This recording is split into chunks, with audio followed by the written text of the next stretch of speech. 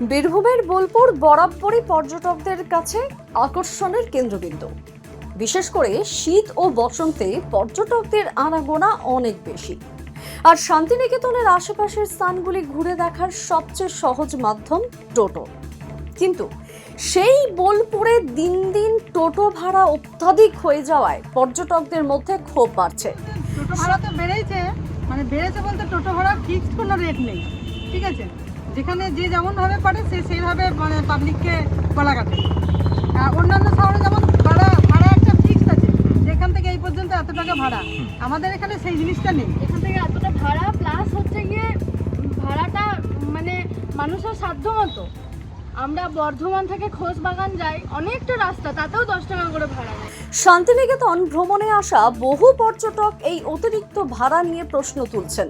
স্থানীয়রা বলছেন পুরসভার অনুমোদন ছাড়াই এই অতিরিক্ত ভাড়া আদায় করা হচ্ছে, যা সম্পূর্ণ অবৈধ। অথচ বোলপুর পুরসভার পক্ষ থেকে কোনো নির্দিষ্ট ভাড়ার তালিকা অনুমোদিত হয়নি বলে জানানো হয়েছে। তা সত্ত্বেও টোটো চালকরা নিজেদের মতো করে ভাড়া নির্ধারণ করছেন। অনেকজন যে যা পাচ্ছে সেরকম পয়সা বেশি বলছে, কিন্তু এমনিতে হয়তো খানিকটুকু প্রান্তিক থেকে এইটুকু চার্চের মোড় এই ভাড়া 20 টাকা চেঞ্জ করছে, হয়তো 15 টাকায় আসছে। আবার এখান থেকে বোলপুর থেকে 30 টাকা 40 টাকা চেঞ্জ বসে থাকছে, হয়তো কোনো সময় 20 টাকা 25 টাকায় দিয়েছে। পৌরসভার যে আমাদের রেটটা নির্ধারণ করে দেওয়া হয়েছিল পার কিলোমিটারে 10 টাকা করে, সেই ভাড়া তো আমরা কোনোদিনও পেয়ে থাকি না। আর অথচ কিছু কিছু ড্রাইভার প্যাসেঞ্জার থাকে যারা একজন এলেই বলে যে সঙ্গে সঙ্গে টোটোতে চেপে বলে যে চলো। তো একজন বাস স্ট্যান্ড আমরা নিয়ে যাবো 10 টাকাতে, এটা কোনোদিনও কেউ মেনে নিতে পারে? আমরা যে মিনিমাম চার্জ, যেটা একজনকে বাস স্ট্যান্ড নিয়ে যাবো, সেটা আমরা 30 টাকা চার্জ করে থাকি।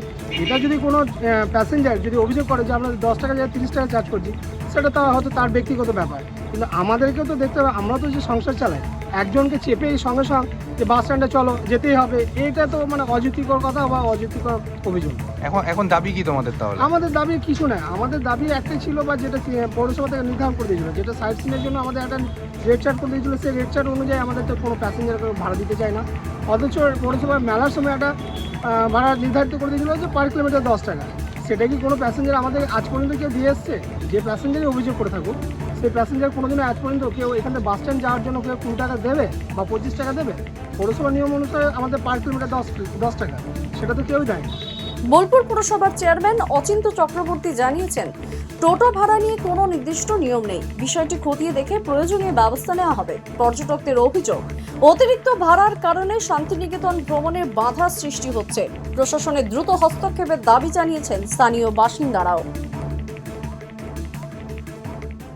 দ্য সহজ পাঠ, সহজ কথা, সঠিক তথ্য।